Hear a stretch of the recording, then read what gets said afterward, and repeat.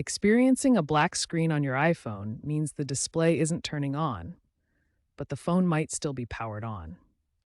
The first and most crucial step is a force restart. This clears temporary software glitches without erasing your data.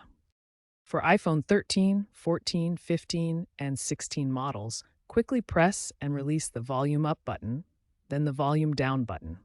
Finally, press and hold the side button until the Apple logo appears. This could take 10 to 20 seconds.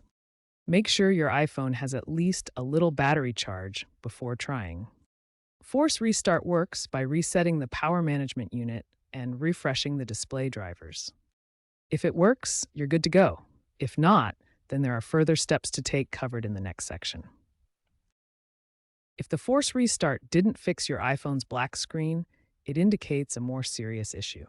First, check your Lightning, USB-C cable, and charging port for damage or debris, ensuring a proper connection. Try updating iOS via recovery mode using a computer. Search iPhone recovery mode for instructions specific to your model. If updating doesn't work, consider restoring your iPhone from an iCloud backup. This will erase your phone, so back it up if possible. If all else fails, the black screen could be due to hardware failure, like a faulty display connector or battery issue.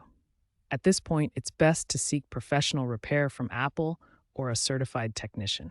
Remember, unauthorized repairs can void your warranty. To prevent future black screens, keep your iOS updated and avoid jailbreaking your iPhone. Contact Apple support if the issue persists.